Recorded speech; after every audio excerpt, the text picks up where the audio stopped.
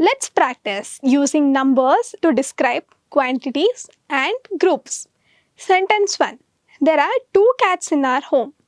ನಮ್ಮ ಮನೆಯಲ್ಲಿ 2 ಬೆಕ್ಕುಗಳಿವೆ. ನಮ್ಮ ಅವರ್ ಮನೆಯಲ್ಲಿ ಇನ್ ಹೋಮ್ 2 2 ಬೆಕ್ಕುಗಳು ಕ್ಯಾಟ್ಸ್ ಇವೆ there are. Sentence 2. Those 3 are Kannada students. ಅವರು 3 ಕನ್ನಡ ವಿದ್ಯಾರ್ಥಿಗಳು.